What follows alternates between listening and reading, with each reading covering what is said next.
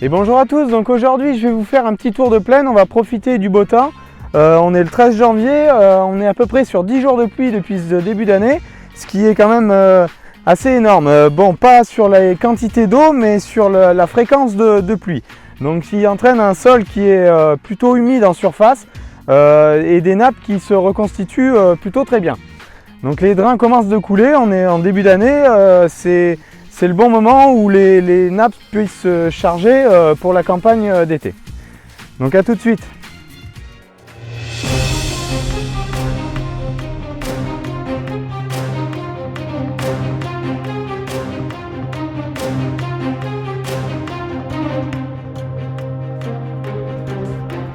Donc ici, on est dans une parcelle de blé de variété Orégrain semée entre le 15 et le 20 octobre de l'année dernière, bien sûr, à une densité entre 300 et 320 grains au mètre carré.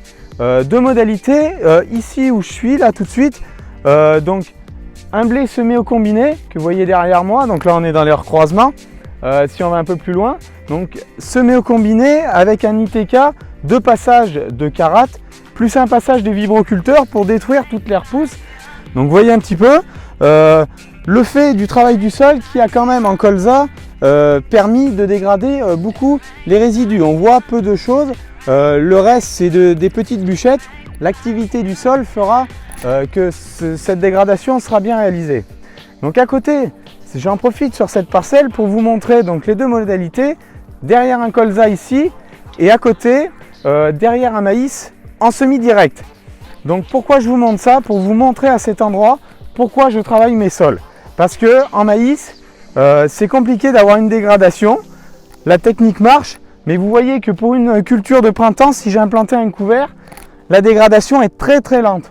Donc vous voyez bien sûr tous les débris du maïs qui sont encore bien présents en surface. Donc si je fais ça avec un couvert quand j'ai une betterave au printemps, tout de suite ça amène ces conducteurs du gel et ça m'amène des soucis tels que j'ai pu en rencontrer l'année dernière. Donc vous voyez un petit peu, je vais vous présenter dans une parcelle suivante où j'ai fait un rebroyage. Donc là les cannes ont été broyées dans le cueilleur de la moissonneuse, où j'ai fait un rebroyage. Vous allez voir un petit peu la différence de décomposition juste par le broyage. Donc ici je suis sur la parcelle qui a reçu le broyage après la moisson. Donc broyage sous cueilleur plus rebroyage des pailles. Et semi au semi-direct, exactement pareil. On est dans les mêmes typologies de sol que la parcelle que je vous présentais avant. Donc je ne sais pas si vous vous rendez un peu mieux compte, mais vous voyez les feuilles sont déjà beaucoup mieux décomposées. C'est toujours pas complètement décomposé, mais ça avance beaucoup plus vite. Au niveau des cannes, elles ont été réduites en taille et elles vont se décomposer normalement beaucoup plus vite qu'on trouve sur l'autre parcelle des morceaux qui font une trentaine de centimètres de long, alors que là on est plutôt sur 10-15 au maximum. Donc à suivre. Alors là une autre parcelle un petit peu spéciale, où là c'est une parcelle l'année dernière où j'avais tenté de faire du sarrasin que je n'ai pas ramassé mais que j'ai broyé avant de semer au 750 en direct. Donc ici c'est une parcelle qui me servira pour faire de la semence l'année prochaine. Petit test en densité très réduite pour le secteur avec du sillon semé à 280 grains en mètre carré. Donc vous voyez un petit peu le blé derrière moi, son implantation, la vigueur qu'il peut avoir, ça se passe pas trop mal. Bon, on va dire que l'hiver jusque là est relativement clément et que les cultures, notamment le blé, poussent toujours bien à cette époque. Donc maintenant on va passer de l'autre côté pour voir un blé de betterave sur sol travaillé bien sûr. Ici vous pouvez le voir, donc c'était la parcelle que j'avais ressemée en betterave d'ailleurs. Donc au bout d'un an avec le brassage de terre, effectivement les résidus ont fini par quand même se décomposer et se mélanger à la terre.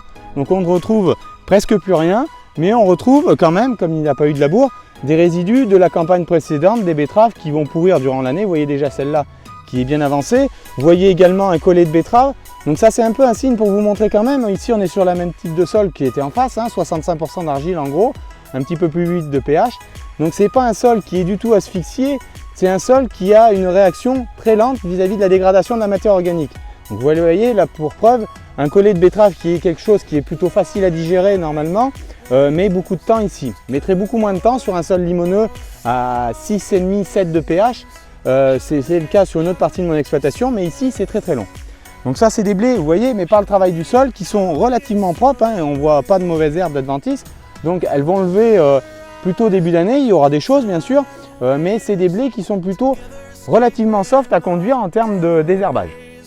Juste un petit rappel pour certains, parce que vous devez m'écouter parler de pourcentage d'argile. Pour certains, pourcentage d'argile, vous le voyez sur un triangle de texture, ou simplement c'est une idée que vous en faites.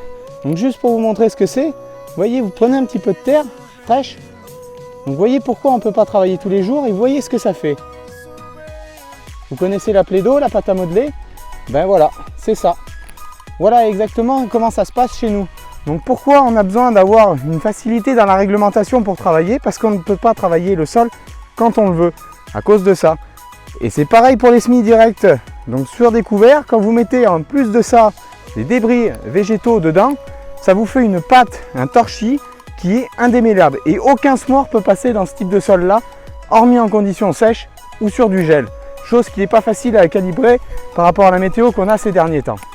Donc on va en finir, où je vais vous présenter maintenant le colza avec le trèfle associé dedans. Donc vous allez voir un petit peu comment il se porte. C'est des colzas qui ont arrêté leur croissance par manque d'azote. Ils végètent, on va dire, en attendant réellement une vague de froid. Les pesées ont été faites, on est autour de 2 kg au mètre carré sur ces colzas là. Donc vous verrez tout ça juste après. Donc voilà sur la parcelle de colza qui est derrière moi et la parcelle de blé qu'on voyait précédemment. Un des avantages du guidage RTK aujourd'hui, avec une bonne cartographie des parcelles, c'est de scinder des belles droites propres, qui est beaucoup plus simple derrière à gérer avec le pulvérisateur pour ne pas faire de recroisement et détruire sa culture. Donc vous le voyez derrière moi, donc ce colza que je vous présentais juste avant, qui est relativement propre, c'est simplement des ronds où on trouve des ravenelles. Bon ben, ces ravenelles arrivaient presque au bon stade, une vague de gel les détruirait naturellement. Donc j'espère que ce gel va intervenir assez rapidement et pas trop tard en saison, comme ça a pu être le cas l'année dernière pour détruire des cultures de printemps. Donc vous voyez le colza derrière moi. Juste pour rappel, bon, bah, il était présenté dans la vidéo fin août. Donc précédent blé, 2 passages de carat, semi au 750A. Donc voilà un petit peu la taille des colzas. Si j'en arrache un, donc vous voyez un petit peu le chevelu racinaire. Donc on est autour d'une vingtaine de centimètres aujourd'hui de pivot. On est largement assez épais, hein, donc vous voyez un petit peu la taille, hein, le pivot. Bon, je ne vous présente pas toutes les racines, hein. Vous voyez encore l'avantage de l'argile, ça reste bien accroché après. Donc on est sur un sol frais, voilà. Donc voilà un petit peu le tour de plaine que je voulais vous présenter aujourd'hui, en profitant du beau temps. Et donc je vous dis à la semaine prochaine pour une prochaine vidéo. Vous attendiez peut-être une vidéo déstockage concernant un reportage qui a été fait par FR3. Donc faute à une panne sur le stockage, il interviendra peut-être pour la semaine prochaine. Souci sur l'élévateur. Donc voilà, donc je vous dis bonne semaine à tous et à la semaine prochaine. Bye bye.